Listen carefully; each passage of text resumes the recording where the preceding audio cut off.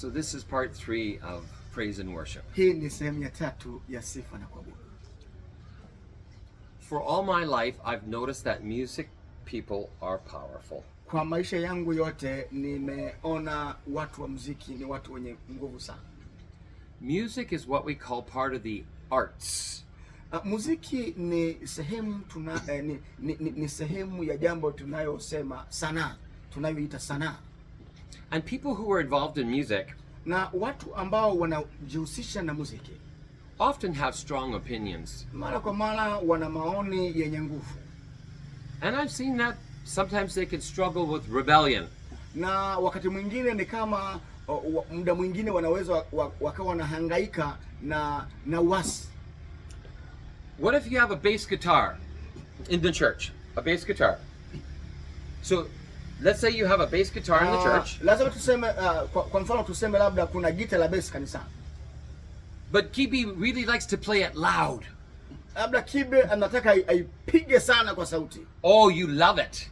Oh, napenda sana hiyo. And you're good at it. Na pengine uko vizuri, ni mpigaji mzuri kabisa. And you think everybody loves it. Na unafikiri kila mtu anapenda hicho unachokifanya. You're a superstar. Wewe ni wa juu.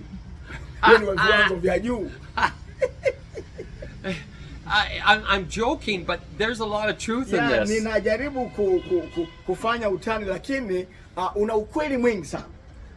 Some musicians act like there's nobody else.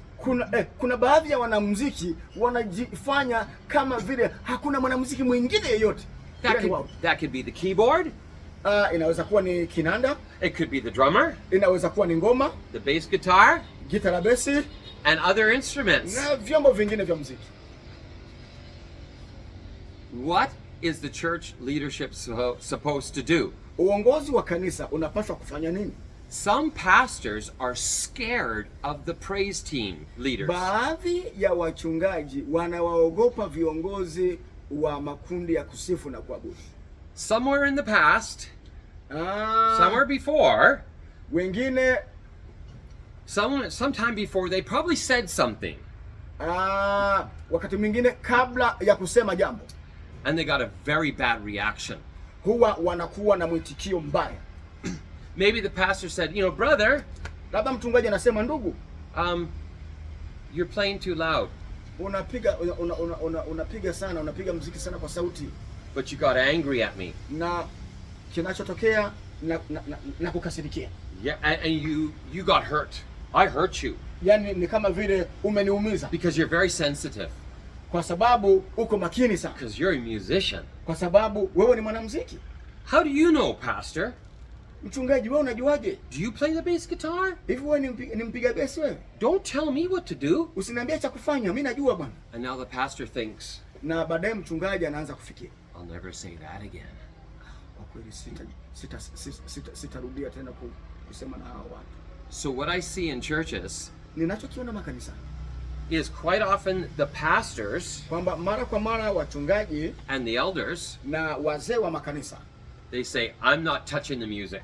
Mimi hao wanamuziki hapana, usiniambie, sitaki kusema nao chochote. I don't like some of the things they're doing. Sipendi baadhi ya mambo wanayofanya, ndio. But I don't feel like having a fight. Lakini pia sitaki kugombana nao. So that's a problem. Hilo ndio tatizo. In the local church, katika kanisa, the elders and pastors, wazee na wachungaji, they're the leaders. Wao ni viongozi. And we say we're supposed to respect our leaders. Na tunasema tunapaswa kuwaheshimu viongozi wetu. And honor those who minister in the word. Na kuheshimu wale wote wanaohudumu kwa neno. But in the area of music, lakini katika eneo la muziki, they say you are not our leader. Anasema wewe sio kiongozi. You stay out of it. Kaa huko pembeni. That is a form of rebellion. Hii ni mfumo au namna ya uasi. Church leadership, uongozi wa kanisa, needs to be in charge of the music. Lazima uhakikishe kwamba unaangalia sana eneo hili la muziki. They don't have to know music. Wanaweza wasiwe wanaujua muziki. but they are in charge. lakini wao wanawajibika And they set the rules. na wanapaswa kuwa wameweka utaratibu. And as a leadership team, Na kama kikundi cha kusifu na kuabudu, if they decide our praise time kama wakiamua kwamba muda wetu wa kusifu will be 30 minutes, utakuwa dakika 30, then the praise team needs to do 30 minutes. hii ni kusema kwamba kundi la kusifu lazima lisifu kwa muda wa dakika 30. The praise team doesn't decide to go 40 minutes then. Hawana mamlaka ya kujiamulia kwamba wapitilize mpaka dakika 40. So this is established by the church leadership. Hii imeanzishwa na uongozi, imesababishwa na yani swala hili lazima limeanzishwa na uongozi wa kanisa. So the leadership decides how loud will it be. Na uongozi wa kanisa ndio utakaoamua kwamba ni sauti gani ya kiwango gani itumike. The music people don't decide that. Hawa watu wanaoshughulika na muziki hawapaswi kujiamlia.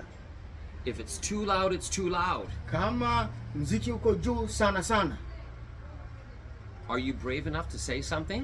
je, utakuwa jasiri kusema jambo? You know how much of a fight this can sometimes be. Unajua namna gani ambavyo swala hili linaweza likawaingiza kwenye vita.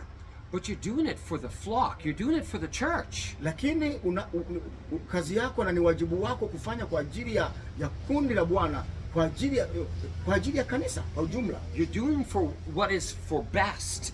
Unafanya ile iliyo njema, unafanya jambo lililo jema.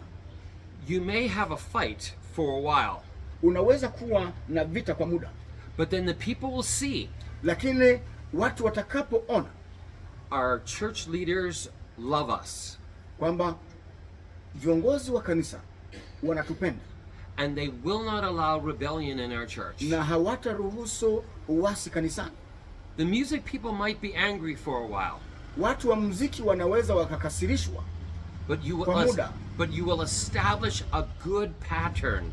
lakini utakuwa umeanzisha kielelezo kizuri, mfumo mzuri. If the music is too loud, then turn it down. Kama muziki uko juu, basi zima. And if the person with the dial won't turn it down, Na kama yule fundi mitambo hatapunguza, then remove him muondoe, and put somebody there that will obey. mweke mtu mwingine ambaye atakuwa ni mtiifu. If the music is so loud that you can't hear the words, Kama muziki uko juu kwa kiwango ambacho huwezi kusikia maneno yanayoimbwa, then the music is too loud. hii ni kusema kwamba ala za muziki ziko juu sana. If the drums are the loudest instrument, Kama ngoma ndo iko juu ya vyombo vingine, then it's too loud. hii ni kusema kwamba inapiga kelele. Drums are rhythm. Ngoma ndiyo mkongosio. They are not music. Ngoma sio muziki, zenye ni mkongosio. The keyboard is music. Kinanda ni muziki. The bass guitar is music. Gitaa na bass ni muziki. The drums need to be a complement to the music. Ngoma inatakiwa iwe ni kiungo cha muziki. The drums are like sauce on top of your fish. Here. Ngoma ni kama kiungo kwenye samaki. The main thing is the music, and the rhythm helps the music. Cha msingi ni muziki na ule mkongosio unasaidia muziki. The drums do not lead the praise time. Ngoma haiongozi sifa. The drummer won't like you. Ukisema hivyo, mpiga ngoma hata kupenda kabisa. Because he or she wants to bang on those drums. Kwa sababu vyovyote alivyo, awe ni wa kiume au wa kike, shauku yake huwa ni kupiga zile ngoma kwa nguvu, ajisikie. I play bass guitar. Mimi ni mpiga bass. And I love to hear myself. Na huwa napenda kujisikiliza. Especially playing low notes. Hata kwa mfano kama ninapopiga zile noti za chini. As a musician, kama mwanamuziki, it makes me feel good. Inanifurahisha sana. It can lift my ego. Inanipa raha, inanipa shauku, inanipa hamu. So when I play bass guitar in church, ninapopiga ninapiga gita la bass kanisani. I have a monitor right in front of me. Nina monitor mbele yangu. And I have it turned up. Na nimeifungulia. Just enough for me to hear myself. Kwa kiwango kile ambacho mimi mwenyewe naweza nikajisikia. And I let the person on the soundboard. Sasa ninamwacha mtu ambaye yupo kwenye kinu kikubwa kule. They decide how loud I will be. Sasa wao ndio watakaofanya maamuzi kwamba wanifungulie kwa kiwango gani, sio mimi. The problem with normal drums, shida ya hizi ngoma za kawaida, nobody can adjust their volume. Hakuna mtu ambaye anaweza kaongeza wala kupunguza sauti except the person drumming. Isipokuwa ni wewe, aidha huyo anayeipiga mwenyewe. It's the most dangerous instrument. Ni chombo cha hatari sana. To be a distraction from praise. Kuleta uharibifu kwenye sifa. That's why some churches have electronic drums. Ndiyo maana baadhi ya makanisa yana ngoma za umeme. So the sound man can control the volume. Ili mtu anayeshughulika na mitambo awe na uwezo wa kudhibiti kiwango cha muziki. So the pastor needs to decide how long we're going to give to the praise time. Sasa mchungaji ndiye atakayeamua kwamba sifa iende muda gani. So the leadership decides that, not the praise team. Uongozi ndio utakaoamua, wala sio kundi la kusifu na uongozi wake. And I think a pastor should insist that we hear the words. Nafikiri ni vyema mchungaji aweze kusisitiza ya kwamba ni vizuri kusikia maneno. So we want to avoid praise time becoming a performance. Kufanya hivi ni kutaka kuepuka sifa isiwe ni kama jambo tunalolifanya kwa ajili ya kama burudani fulani. So it's not a concert. Hii sio tamasha. It is us together. Ni jambo linalotuweka pamoja. Blending our voices. Ili kuweka sauti zetu kwa pamoja kwa ulinganifu. And our harmonies. Na ulinganifu. In beautiful praise. Katika namna ambayo ni nzuri sana. So two last things I'll say. Mambo mawili niseme. Pastors, I would encourage you that if you're going to take the microphone, wachungaji watakutia moyo and start singing. Uchukue microphone na uanze kuimba. Tell the pianist what you want to sing. Mwambie, kama wewe ni kiongozi wa sifa, mwambie mpiga kinanda ni wimbo gani unakwenda kuimba. That way that person can find the correct key. Kwa namna hiyo anaweza akapata ufunguo rafiki. So that when you start singing, ili ukianza kuimba, there's no distraction. Hakuna bugudha. So just wait a minute. Sasa subiri kidogo. And just tell the man or woman, waambie wana wa Mungu wa kiume na wa kike, I'd like to sing this song. Ningependa kuimba wimbo. You can even say it with the microphone. Unaweza kusema hata kutumia microphone. Let's all sing this. Kwamba wote naomba tuimbe hivi. And then you wait for the key to come on the keyboard. Na baadaye unasubiri ufunguo utoke kwenye kinanda. And so the last thing is, la mwisho,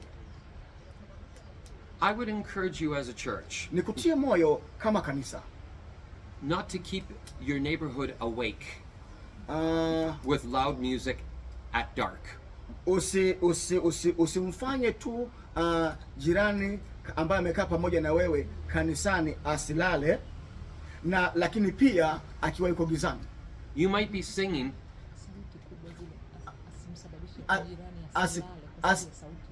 usimsababishe jirani asilale kwa sababu ya sauti zako kubwa. You might be singing at your church very late at night. Unaweza pengine mnaimba kanisani kwa masaa yaliyonepa sana usiku. And you got everything turned up loud. Na ukafungulia sana. And you know the whole neighborhood can hear. Na unajua hata majirani waliowazunguka hapo wanaweza wakasikia. That could be disrespectful. Hiyo ni namna ya kutokuheshimu wengine. They want to go to sleep. Wanataka kwenda kulala. Why should we keep them awake? Kwa nini wewe uamshe wakati wanataka kulala? We want to be a witness to the community. Sisi tunahitaji kuwa mashahidi kwenye jamii. And an example of respect. Sisi ni watu tunaotakiwa kuwa mfano katika kuheshimu.